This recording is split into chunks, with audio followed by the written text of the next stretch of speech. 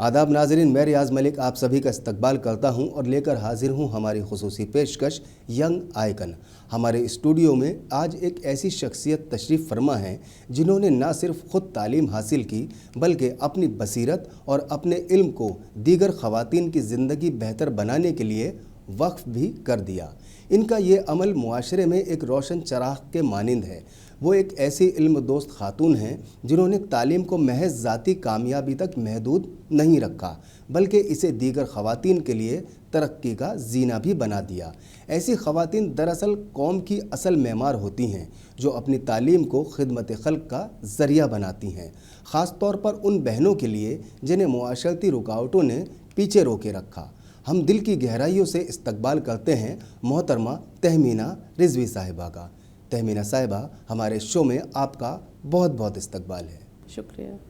अच्छा तहमीना साहिबा, आपका काम सिन्फ, मज़हब और तनाज़े जैसे मौज़ूआत का अहाता करता है।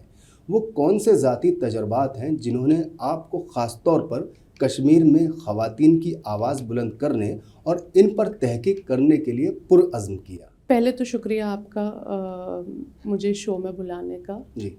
जहाँ तक इस चीज़ का ख्याल है कि मैंने कैसे ये शुरू किया। पहली बात तो मैं खुद कश्मीरी हूँ और कश्मीर में पैदा हुई हूँ, वहाँ बड़ी हुई हूँ। जी। तो जैसे जो कहते हैं कि जो बच्चा बहुत सेंसिटिव होता है या इंक्विजिटिव होता है तो वो अपने आसपास देखता रहता है कि क्या हो रहा है क्या नहीं हो रहा। तो क्योंकि मैं अपने मदर के साथ या अपनी कज़न सिस्टर्स इन सब के साथ बड़ी हुई हूँ तो मेरा अक्सर ये ध्यान इस चीज़ पे जाता था कि मेरे आसपास की जो औरतें हैं वो किस तरीके की ज़िंदगी जी रही हैं।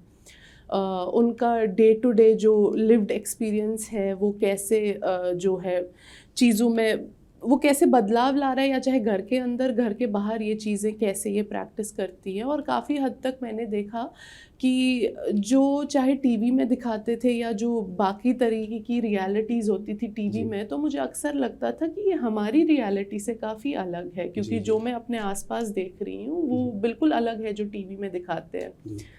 या बहुत बचपन से मैंने नोटिस करना शुरू किया कि टीवी में भी अगर कश्मीरी औरत दिखाते हैं तो काफ़ी अलग दिखाते हैं। जी जी जी। तो मुझे मेरे अंदर हमेशा से एक सवाल था कि क्यों। जी। पहली बात तो, दूसरी बात कि अगर ऐसा है तो मैं क्या कर सकती हूँ ये बदलने के लिए, ताकि दुनिया को पता चले कि जिस तरीके से वो कश्मीरी औरत को देख रहे हैं वो सच्चाई नहीं है। जी। जब मैं बड़ी हो रही थी तो मेरा टेक्निकली तो मैं बिज़नेस ग्रेजुएट हूँ, बट बाद में मुझे रियलाइज़ हुआ कि सोशल साइंसेस के थ्रू मैं जो है अपना स्टडी आगे कंप्लीट कर सकती हूँ, चाहे मैं सोशोलॉजी पढूँ या ऐसे सब्जेक्ट्स पढूँ जिससे मुझे जेंडर, रिलीजन, कॉन्फ्लिक्ट और इन चीज़ों के बारे में पता चलेगा। जी। तो मेरी ग्रेजुएशन के बाद मैंने मेरा सब्जेक्ट चेंज किया है और मैंने सोशोलॉजी पढ़ना शुरू किया। जब मैंने सोशोलॉजी पढ़ा उसके थ्रू मुझे पता चला कि काफ़ी सारी थेरीज़ है जिसमें हम लोग फेमिनिज्म, रिलीजन, कॉन्फ्लिक्ट ये सारी चीज़ें समझ सकते हैं। और धीरे धीरे मुझे समझ आना शुरू हुआ कि जो चीज़ें मैं बचपन से देख रही थी ये कहाँ से आती हैं और कैसे डेवलप होती हैं। और उसकी वजह से मेरा इंटरेस्ट बहुत ज़्यादा बढ़ा कि मैं इस चीज़ पे काम करती रहूं। और मुझे लगता है तब से अभी तक बस मैं रुकी नहीं हूँ, काम ही कर रही हूँ। आपका जो प्रोफाइल है वो इतना बड़ा है कि मतलब उस पर अगर हम बात करें तो शायद ये हमारे शो को कई हिस्सों में बांटा जाए, लेकिन जो ख़ास बातें हैं इस शो में हम आपसे ज़रूर जानना चाहेंगे हमारे नाज़रीन के लिए। आपने अक़वाम मुत्तहिदा की इंसानी हुकूक कौंसिल जैसे बैनुल अक़वामी फॉर्म्स पर भारत की नुमाइंदगी की है। कश्मीर जैसे हसास खत्ते पर पॉलिसी, तहकीक और वकालत के दरमियान आप किस तरह से तवाज़ुन करती हैं? मेरे लिए बहुत इम्पॉर्टेंट है कि अगर आप ग्रास रूट पे कोई काम कर रहे हैं जी, उस ग्रास रूट काम का तब तक मुझे लगता है इंसाफ नहीं होता जब तक आप उसको नेशनल और इंटरनेशनल प्लेटफॉर्म्स पे नहीं लाते जी। और इंटरनेशनल प्लेटफॉर्म्स की ज़्यादा जहाँ तक बात की जाए वो इसलिए इम्पॉर्टेंट है क्योंकि इंटरनेशनली बहुत ज़रूरी है लोगों को बोलना कि कश्मीर में क्या हो रहा है और वहाँ की ख़वातीन की हालात क्या है। क्योंकि जिस तरीके से मैंने भी नोटिस किया था जब मैं नेशनल सिक्योरिटी या कॉन्फ्लिक्ट और इस सब की स्टडी कर रही थी, मुझे रियलाइज़ हुआ कि इंटरनेशनली भी एक लॉबी है जो ये कोशिश करती है कि एक तरीके का ही नैरेटिव चलाया जाए। और मुझे लगता है क्योंकि मैंने ग्रास रूट रियलिटी देखी है, काम किया है, समझा है, मुझे लगता है ये मेरी रिस्पॉन्सिबिलिटी है कि मैं इंटरनेशनल लॉबी को जाके बताऊं कि जिस तरीके की सच्चाइयों को आप देख रहे हैं वो हमारी सच्चाई नहीं है। राइट, क्योंकि आपने तो पैदा भी कश्मीर में हुई हैं, वहाँ की ख़वातीन पे काम किया, एक लंबा दौर के मतलब टेररिज्म को सभी ने वहाँ पर फेस किया है। तो जहाँ दिन रात इस तरह के गोलीबारी और पुलिस आर्मी इस तरह का माहौल हर वक्त वहाँ रहता है, ऐसे हालातों में जहन साजी के लिए खासकर जब बच्चों को पढ़ना होता है, आगे कुछ अपना कैरियर बनाना होता है, ये रुकावटें कैसे आती हैं? आती हैं क्या कुछ रुकावटें जहनी तौर पर? आती हैं, बिल्कुल आती हैं। कॉन्फ्लिक्ट एरिया में या डेली ऐसे एरिया में जहाँ पे लड़ाइयाँ हो रही हैं, जहाँ पे चाहे मैं नैरेटिव की बात नहीं करूँगी, दोनों ही तरफ की, एक तरफ की दूसरी तरफ की जो भी लड़ाई हो रही है उसमें बच्चे के लिए बड़ा होना बिल्कुल नॉर्मल नहीं है। अगर हम कंपेयर करें दिल्ली, बॉम्बे, बैंगलोर या कोई और एरिया के बच्चे और फिर कश्मीर के बच्चे के लिए, इसमें काफ़ी फ़र्क होगा। जितनी देर दिल्ली का बच्चा पढ़ाई पे फोकस कर रहा है उतनी देर कश्मीर का बच्चा सर्वाइवल पे फोकस कर रहा है। जैसे मैं आपको बताऊं कि जब मैं कॉलेज में थी, मेरा कॉलेज डाउनटाउन में था, बिल्कुल जामे मस्जिद के पास था, और मेरे साथ भी ऐसा हुआ है कि 4 बजे के आसपास पथराव शुरू हो गया, फायरिंग शुरू हो गई और हम लोग देख रहे कि हम घर कैसे जाए, जिंदा घर कैसे पहुंचे। सो मेरी प्रायोरिटी ये नहीं थी कि मैं कॉलेज से निकल के पढ़ाई कैसे करूं और मुझे क्या पढ़ना है, मेरी प्रायोरिटी ये थी कि कॉलेज से निकल के मैं जिंदा घर कैसे पहुंचूं। बड़ी बात है। तो ये चैलेंज मुझे लगता है कोई और बच्चा मतलब टेक्निकली तो नहीं देखना चाहिए, but it has a lot of mental health जो इसके रिपरकशंस है वो आपकी लाइफ में काफ़ी हद तक आपके साथ चलते हैं। दिल्ली आने के बाद भी कम से कम मुझे 5 से 6 साल लगे होंगे ये समझने में कि मैं कॉन्फ्लिक्ट से बाहर हूँ। अच्छा। क्योंकि मेरा दिमाग कहीं ना कहीं वहीं फंसा हुआ था। पटाखे की आवाज़ पे मैं घबरा जाती थी क्योंकि ऐसा लगता था कि फायरिंग हो गई दिल्ली में आके। आप जो बच्चा फायरिंग सुन के बड़ा हुआ है, आप उसको कैसे समझाएंगे कि फायर और पटाखे में फ़र्क क्या है? सही बात है, सही। तो काफ़ी सारा टाइम लगा, बट वो जो सिचुएशंस थी वो हमारे स्कूल और कॉलेज तक महदूद थी, और शुक्र की बात है कि अब वो सिचुएशन नहीं है, लेकिन हम उससे होकर बड़े हुए हैं और मेरे पेरेंट्स भी उसी टाइम से निकले हैं जहाँ पे फायरिंग और ये सारी चीज़ें नॉर्मलाइज थी। आपने उन हालातों में पढ़ाई की, अपने आप को आपने सोचा कुछ था, फिर आप दूसरे रास्ते पर आ गई और वहाँ आगे आपने देखा कि नहीं रियलिटी तो ये है जिस पे मुझे वर्क करने की ज़रूरत है। दिल्ली आ गई, दिल्ली आके भी आपने काफ़ी मेहनत की, पब्लिक पॉलिसी इनिशिएटिव पे भी आपने फिर काम शुरू किया। उसकी शुरुआत कहाँ से हुई और उसमें क्या क्या आपने किया है? जब मैं कश्मीर में पढ़ रही थी तो हमारे यहाँ शायद अभी भी लोगों को बहुत सारी अवेयरनेस नहीं होगी कि public policy as a field कैसे काम करता है, नहीं पता है। It was a very personal journey, क्योंकि मैं, जैसे मैंने आपको बोला कि मैं पहले से बहुत इंक्विजिटिव थी, तो मेरे को सब्जेक्ट्स में खोज करना और ये सब करना बहुत ज़्यादा पसंद है। एक किताब पढ़ती हूँ तो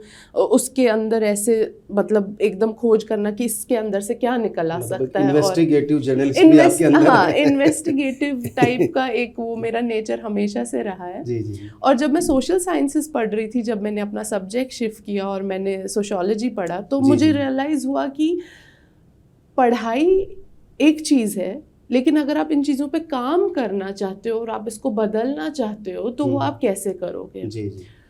तो मैंने खुद ही, जबकि मेरे पास पब्लिक पॉलिसी की कोई डिग्री नहीं है, मैंने खुद ही जो है पब्लिक पॉलिसी की पढ़ाई की बैठ के, और तब मुझे रियलाइज़ हुआ कि पब्लिक पॉलिसी एक बहुत बड़ा फील्ड है जिसमें पॉलिसी एडवोकेसी भी एक पार्ट है, पॉलिसी रिसर्च भी एक पार्ट है, और पॉलिसी कम्युनिकेशंस भी है। ये काफ़ी लोगों को अभी तक पता नहीं होगा। और पॉलिसी एडवोकेसी ऐसा पार्ट है इसका जो आप, जिसमें आप बात कर सकते हो, एडवोकेट कर सकते हो इश्यूज़ के बारे में, more like social activism. Policy research is more like core academics research, जिसमें आप रिसर्च के थ्रू कोई चीज़ों पे रिसर्च कर सकते हो और you can come up with solution उसका जो भी पॉलिसी रिकमेंडेशंस या वो सब आप कर सकते इन हो। सब चीज़ पे आप काम करती रही गवर्नमेंट की, फिर किन किन बॉडीज़ में जाके आपने काम किया, आपकी शुरुआत इसमें कहाँ से हुई, मतलब किस किस डिपार्टमेंट में? मेरी शुरुआत हुई थी ministry of women and child development से। जी। जब मैंने अपनी पढ़ाई मैं पढ़ाई ही कर रही थी अभी, जब मुझे ministry of women and child development की इंटर्नशिप मिली थी। ओके। और जब मैंने ministry of women and child development join किया, वो दिल्ली में मेरी पहली इंटर्नशिप और मेरा पहला काम था। जी। जब मैंने women and child development join करी, और तब मैं बेटी बचाओ बेटी पढ़ाओ के इनिशिएटिव पे काम कर रही थी। जब मैं बेटी बचाओ बेटी पढ़ाओ पे काम कर रही थी तो मुझे रियलाइज़ हुआ कि जिन चीज़ों को हम बाहर से ऐसे देखते हैं कि एज अ पॉलिसी इनिशिएटिव कि बेटी बचाओ बेटी पढ़ाओ है, अंदर तक जब आप वो फाइल्स खोल के देखते हो, सोसाइटी पे इस चीज़ का कितना असर हुआ है, कितना बदलाव आया है, वो देख के एक अलग खुशी होती है। जी। और उसकी वजह से मेरा इंटरेस्ट और बढ़ा। मुझे ये रियलाइज़ हुआ कि ऐसे कई सारे इनिशिएटिव्स हैं हमारे कंट्री में जिसमें काम किया भी जा सकता है और काम हुआ भी है। जी।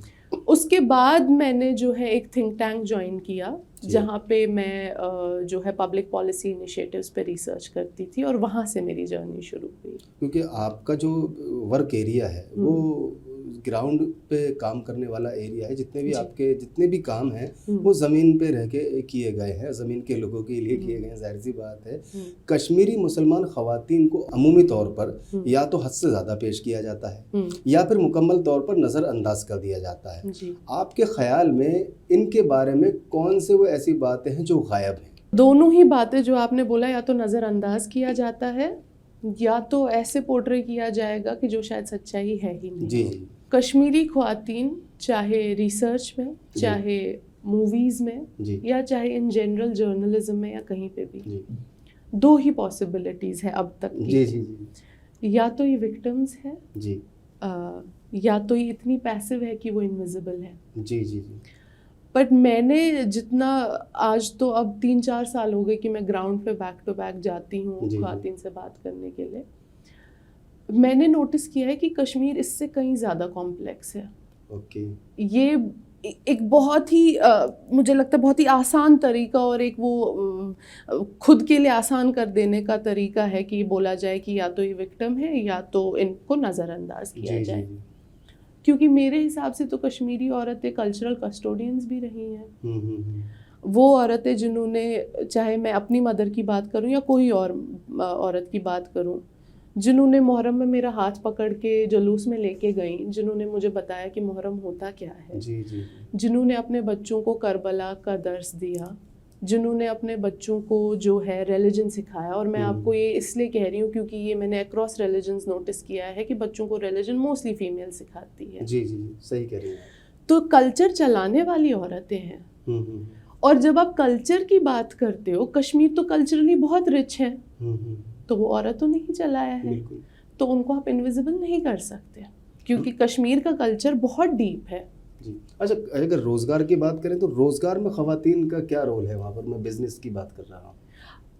अब बदल गया है, पहले नहीं होता था। पहले जो है जब मैं बड़ी हो रही थी तब अगर जो ख़वातीन कोई बिज़नेस या ऐसे जो भी सेक्टर्स है जिनमें वो काम करती थी, तब ऐसा होता था कि जो लोकल आपके हैंडीक्राफ्ट्स है या एप्पल बिजनेसेस, वॉलनट बिजनेसेस, ऐसे टाइप की जो चीज़ें होती थी, या कालीन बनाने का जो एक काम होता था, ऐसे टाइप के जो सेक्टर्स होते थे उसमें होती थी ख़वातीन मोस्टली। लेकिन अब और खुशी की बात है कि अब इतना बदल चुका है। अब आप जो भी बिजनेस यहाँ पे दिल्ली में देखेंगे, कश्मीर में सेम औरत वो सेम चीज़, चाहे रेस्टोरेंट चलाना, अब कश्मीर में आप देखोगे औरत जर्नलिस्ट भी है, औरत रेस्टोरेंट चला रही है, औरत ड्राइवर भी है, औरत टीचर है, औरत हैंडीक्राफ्ट चला रही है, औरत एप्पल बिजनेसेस, वॉलनट बिजनेसेस, सब चीज़ें चला रही है। तो वो फ़र्क अब ख़त्म हो गया है, हमारी जनरेशन के साथ तो काफ़ी हद तक ख़त्म हो गया है। कश्मीरी ख़वातीन और अफ़गानी ख़वातीन के हालातों में फ़र्क क्या आपको महसूस होता है, क्या नज़र आता है? फ़र्क है क्योंकि अफ़गानी फ़ीमेल, जितनी भी मैंने अफ़गानी फ़ीमेल से दिल्ली में बात करी है, तो मुझे रियलाइज़ हुआ कि वो एक बहुत ही डिफरेंट माइंडसेट से आती हैं। उसका रीज़न ये भी है कि जब वो माइग्रेट अभी नहीं की थी और जब वो अफ़गानिस्तान में रह रही थी, तो मैंने कम से कम 50 to 60 फीमेल से सबसे कॉमन एक आंसर मुझे मिला है कि वो काफ़ी मॉडर्न सोसाइटी में रह रही थी, which was not Islamic at all, जिसको हम इस्लामिक सोसाइटी कहते हैं। और उन्होंने क्लियरली मुझे ये बोला कि जिस सोसाइटी में वो रह रही थी, जिस तरीके का उनका रहना सहना था, वो इस्लामिक नहीं था। इन द सेंस कि जैसे जो ये कुछ फीमेल्स हैं, उन्होंने मुझे बोला कि उन्होंने सर कभी नहीं ढका था पहले तालिबान से पहले की बात में, क्योंकि तालिबान का जब टेक ओवर हुआ तब वो माइग्रेट हुई। तो तालिबान से पहले उन्होंने कभी सर कवर नहीं किया था। वो छोटी से छोटी ड्रेसेस पहन के निकलती थी। वो शाम के 6 बजे बाद अपनी जो फीमेल फ्रेंड्स हैं उनके साथ तफरी करने निकलती थी। उसके बाद जब उनको तालिबान ने जब टेक ओवर किया और उनको रियलाइज़ हुआ कि ये चीज़ें अब पॉसिबल नहीं हो पा रही और ज़्यादतियाँ बढ़ रही हैं, हिजाब है, बाहर निकलना महरम के बिना अलाउड नहीं है, तो उसमें से काफ़ी सारे जो है फैमिलीज़ माइग्रेट हुई। 2-3 साल पहले तक जो है बिना महरम के औरतें माइग्रेट नहीं करती थी। 2 साल पहले मैंने ये एक ट्रेंड नोटिस किया कि औरतें महरम के बिना भी अब माइग्रेट कर रही हैं। जो यंग फीमेल्स है, जो शादी नहीं करना चाहती या जिनके महरम को मार दिया गया है, ऐसे टाइप की जो सिचुएशंस है, वो फीमेल्स बिना महरम के भी अब ट्रैवल कर रही हैं और दिल्ली में काफ़ी सारी हैं।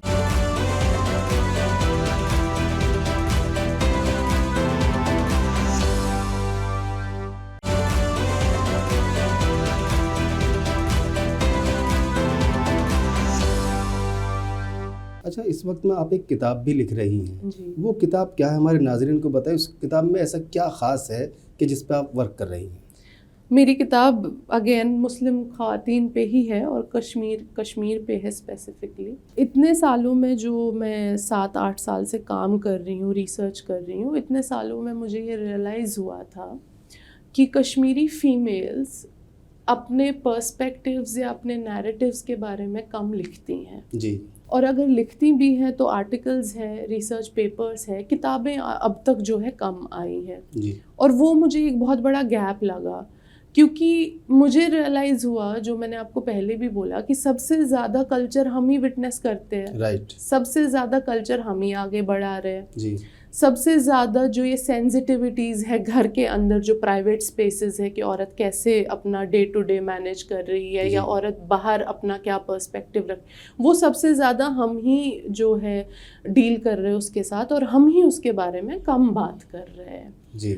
तो मुझे रियलाइज़ हुआ, जैसे मैंने आपको ये बोला कि इंटरनेशनल प्लेटफॉर्म पे मेरी रिस्पॉन्सिबिलिटी है, उसी तरीके से मुझे लगता है ये मेरी रिस्पॉन्सिबिलिटी है कि जो इतने 7-8 सालों में मैंने देखा, समझा, सीखा या बचपन से भी जो अपने घर के अंदर देखा, मुझे लगा कि मुझे उसके बारे में लिखना चाहिए, ताकि एटलीस्ट 10% को ना ही सही कि मैं उनकी जर्नीज़ को, उनकी जर्नीज़ के साथ जस्टिस कर सकूँ। जी जी। और उसके किताब के 2 पहलू हैं। एक ये पहलू है, मतलब it is not an autobiography, I can not exactly say that, but ये पर्सनल एक्सपीरियंसेस के थ्रू मैं लिख रही हूँ कि मैंने क्या देखा और क्या समझा। उसका एक पार्ट ये है कि जब मैं बचपन से बड़ी हो रही थी और जो मैंने कॉन्फ्लिक्ट विटनेस किया, औरतों को कैसे उनकी लाइफ थी वो सारा विटनेस किया। और उसका सेकंड पार्ट ये है कि जब मैं कश्मीर से उठ के यहाँ आई और दिल्ली से जब मैंने कश्मीर को देखना शुरू किया, क्योंकि नज़रिए का फ़र्क पड़ता है। पहले आप कश्मीर से दुनिया को देख रहे हो, अब आप बाहर से कश्मीर को देख रहे हो, तो काफ़ी नज़रिए का फ़र्क रहा, काफ़ी सारी चीज़ें समझी, काफ़ी सारी चीज़ें अलग तरीके से समझ आई। तो पहले उस तरीके का नैरेटिव और अब इस तरीके का नैरेटिव, वो दोनों मिक्स मैं अपनी किताब में करना चाहती हूँ। बहुत अच्छी बात है। अच्छा, मैं चलते चलते आपसे एक आखिरी सवाल जानना चाहूँगा जो अक्सर लोगों के जहनों में रहता है, ख़ासकर आम लोगों के, कि धारा 370 से पहले का कश्मीर तो सब जानते ही हैं, लेकिन धारा 370 के बाद का जो कश्मीर है उसके वजह से जो है वहाँ के लोगों पर क्या असर पड़ा, सोच में क्या फ़र्क आया, उसके पॉजिटिव नेगेटिव इम्पैक्ट क्या हुए, अब लोग वहाँ किस तरह से देखते हैं 370 को? जब आर्टिकल 370 एब्रोगेट हुआ था, उसके पहले ही साल जब मेरा UN विज़िट शेड्यूल्ड था, तो मैंने वहाँ जाके बोला था कि आर्टिकल 370 का एब्रोगेशन हमारे लिए सही था। जी जी। और हमारे लिए बेटर डेवलपमेंट लाएगा। बहुत सारे लोगों की नफ़रत, ऑफ कोर्स, कि आप ऐसे कैसे बोल सकते हो आप, लेकिन मैं अपनी पोजीशन से कभी हटी नहीं। जी जी। क्योंकि मेरा शुरुआती में ही एक बिलीफ था कि ये आर्टिकल 370 ऑलरेडी एक एम्प्टी नट था। इसके होने या ना होने से सोसाइटी में जो आप चेंजेस का फ़र्क ऑफ कोर्स वो है, बट एक जो वो नफ़रत पनप रही थी मेरी और कि मैंने ये बोल दिया कि ठीक हुआ, ये डेवलपमेंट के लिए ठीक है, उसका एक मैंने बैकलैश भी काफ़ी सहा है। उसके बाद जब पहले 2 साल हो गए थे आर्टिकल 370 एब्रोगेशन को, तो तब सब, मैंने आपको पहले भी बोला, लोग नम्ब थे जी। फीलिंग वाइज किसी को समझ नहीं आ रहा था। लोग जो वहाँ पे जिनके साथ मैंने बात करी है वो कह रहे थे कि ये हमारे साथ क्या हो गया। एक वो फीलिंग थी, जेन्युइन फीलिंग थी कि हमारे साथ जुल्म हुआ है, हमारे साथ ज्यादती हुई है, कौन सी डेवलपमेंट, कहाँ है डेवलपमेंट। ये मैं आपको पहले 2 साल की बात कह रही हूँ। पहले 2 साल मैं भी एग्जामिन करती रही। तीसरे साल से मुझे रियलाइज़ हुआ चीज़ें बदल रही हैं। और फिर मैंने ही, जो लोग मुझसे बात करते थे या एकदम बैकलैश इस बात पे करते थे, तो मैंने भी उनको बोला, मैंने बोला पॉलिसी के तौर से भी हमारा जो फर्स्ट रूल है वो ये है कि आप एक डिसीजन को 5 साल देते हो टू अंडरस्टैंड ये गया कहाँ, बिल्कुल इसमें फ़र्क आया नहीं आया। तो पहले ही 2 साल में कमेंट करना बहुत मुश्किल है कि डेवलपमेंट कितनी हुई, कम हुई, ज़्यादा हुई, नहीं हुई। बिल्कुल। जब 5 साल हुए और फिर जब 5 साल बाद हमने वो चीज़ें नोटिस करनी शुरू करी और उसके बारे में चाहे मैं ग्राउंड पे जाके लोगों से बात करती थी, तो रियलाइज़ हुआ बदलाव है। जैसे बदलाव आप पॉजिटिव अंदाज में बता रही हैं लोगों के? पॉजिटिव अंदाज में मैं कह रही हूँ। लोगों के सेंटिमेंट में काफ़ी हद तक बदलाव नहीं था शुरुआती में, लेकिन बदलाव आया है। और जैसे पिछले साल की मैं आपको एग्जांपल बोलूँ, 2024 में मैंने finally over all these years decide किया कि मैं शुपियन ट्रैवल करूंगी। जबकि मैं पहले कभी शुपियन जाने की मेरी हिम्मत नहीं पड़ी। Most sensitive, it's very sensitive. तो मैं गई और मैंने जिन ख़वातीन से बात की तो पता चला कि जैसे एक ख़वातीन घर पे बैठी हैं, उन्होंने बोला कि जो ग्राम सड़क योजना थी जी, उस ग्राम सड़क योजना की वजह से जो है उनके घर के बाहर तक, गेट तक उन्होंने रोड बनाई। अच्छा। जबकि पहले ऐसा होता था कि विंटर के महीनों में 2-3 महीनों तक आपकी मोबिलिटी इसलिए रुक जाती है क्योंकि आपके घर के बाहर का रास्ता टूटा हुआ है, बर्फ़ गिरी हुई है, आप जा नहीं सकते। अगर आपको अस्पताल भी जाना है आप तब भी नहीं जा सकते क्योंकि रोड टूटी हुई है, आप जा ही नहीं सकते। जी। तो सड़क जो है, पक्की सड़क गेट तक बनी हुई है। अब वो चाहे विंटर है, समर है, वो अपने मन से जब निकलना चाहती हैं वो जा सकती हैं।